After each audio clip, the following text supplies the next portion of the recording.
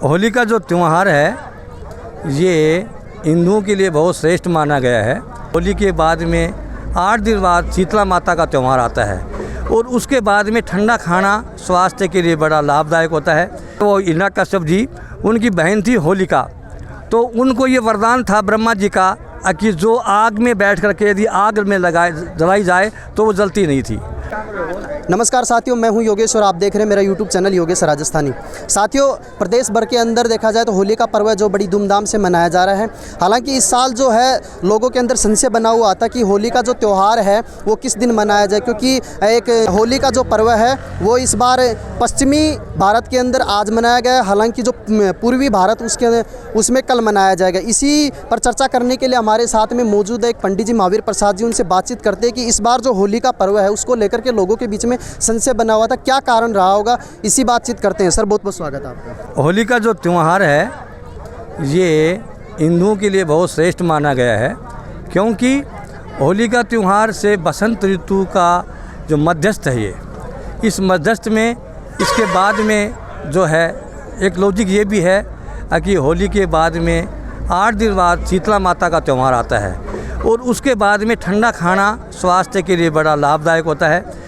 और दूसरी बात यह है कि फसल का आगमन होता है तो किसान भाइयों में इसका बड़ा ज़ोर शोर से उत्साह होता है कि हमारी जो फसलें हैं हर साल इसी तरह से हरी भरे हैं। और इसी लॉजिक के कारण हम खेत में से या किसान भाइयों के यहाँ से अपने खुद के खेत में से जो कि बाली, चने के बाली ये सेकते हैं और इनसे अपना शकुन मानते हैं। और होली का त्यौहार इसीलिए मनाया जाता है कि सभी स्वस्थ रहें और मस्त रहें।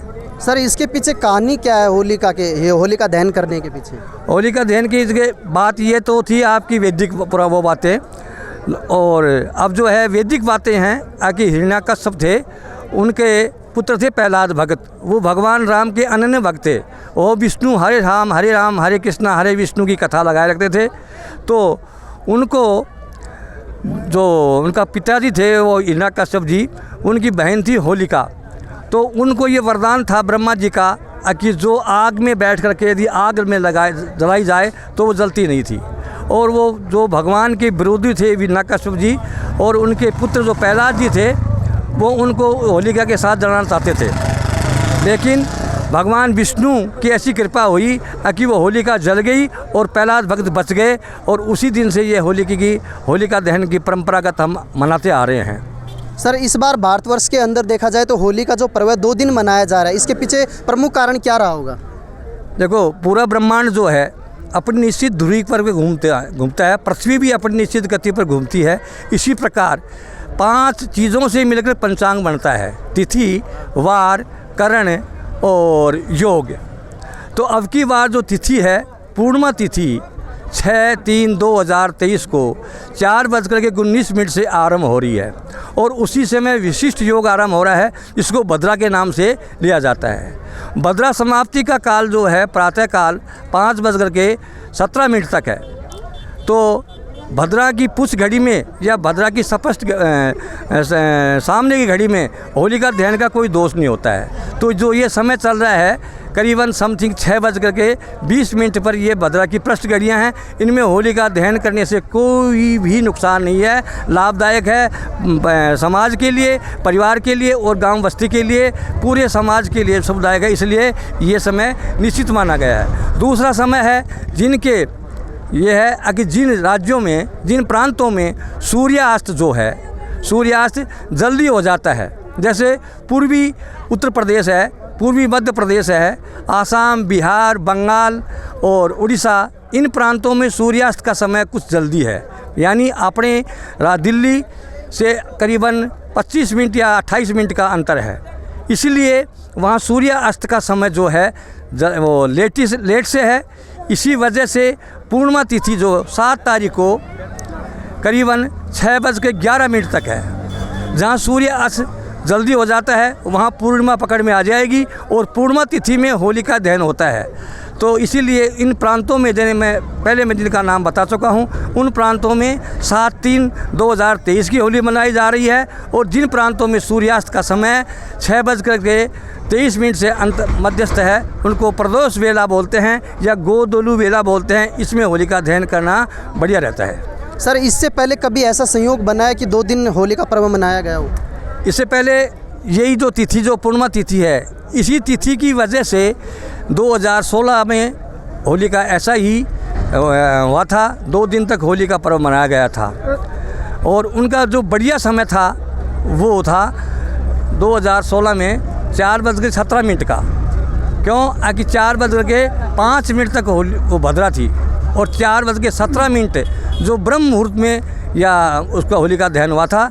और इसी प्रकार से विवादास्पद जो विवाद में जो थे उनके द्वारा जो होली का दहन उन्होंने दूसरे दिन करवाया और कुछ पंडितों ने पहले दिन करवाया 2016। सर आपके गांव में एक परंपरा है, एक पूजन करके राजपूत व्यक्तियों के द्वारा पूजन किया जाता है, इसके पीछे रहस्य क्या है सर? इसके पीछे रहस्य ये है कि जिन गाँवों में राजपूतों की छड़ी होती है, जिसमें राजपूतों का बसाया हुआ है, वो होलिका का पूजन करवाते हैं। और जिन गाँवों में राजपूत नहीं हैं, जिस गाँव में जिसी गोत्र या जिस जाति का उसमें जो मुख्य जो होते हैं उनके हाथ से पूजन होता है और उनके के हाथ से होलिका का दहन किया जाता है।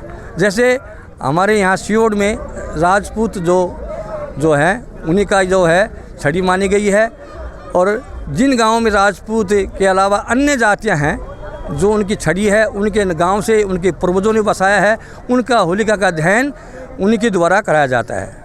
यानी कि एक परंपरा है, जिन पूर्वजों ने इस ग्रामीण परिवेश को बसाया है उनके आधार पर इन्हें होली का पूजन किया जाता है। हाँ। और क्या अपील करना चाहिएंगे सर? और तो क्या अपील है कि हम तो यही अपील करना चाहते हैं और सभी सुखी रहें, सभी मस्त रहें और जो सभी आरोग्य रहें, इसी कामना से हम होली का दहन करवाते हैं। होली माता से यही प्रार्थना करते हैं कि सभी खुश रहें। तो जैसा कि देख सकते हो पंडित जी ने बताई तमाम जानकारी होली को लेकर के, जिस तरह के देश भर के अंदर 2 दिन का जो है होली का पर्व मनाया गया था और कारण क्या रहा वो सारी जानकारी आपको इन्होंने बताई है। इन पर ज़्यादा जानकारी के लिए हमारे साथ में और भी व्यक्ति मौजूद हैं, उनसे भी बातचीत करते हैं। सर आप क्या कुछ कहना चाहेंगे होली के बारे में? होली एक बुराई का अंत है जी। जो भी होता है आज से बढ़िया काम करने की कोशिश करो, बुराई का अंत हो गया आज। सर फसल नई उगी है, उसका भी उद्घाटन करते हो, किस तरीके से क्या है? अब नया उत्साह है, अब जैसे नई फसल आएगी नया जोश आएगा, यही बात है। सर मैं आपसे एक बात और जानना चाहूँगा, हिंदू नववर्ष की शुरुआत है वो कब से करते हैं? क्या होली के पहले या होली के बाद में? होली के 15 दिन बाद में। जैसे अब जो है कृष्ण पक्ष जो आएगा, जी जी, इसके बाद अब शुक्ल पक्ष चल रहा है और इसके कल के बाद में कृष्ण पक्ष चलेगा।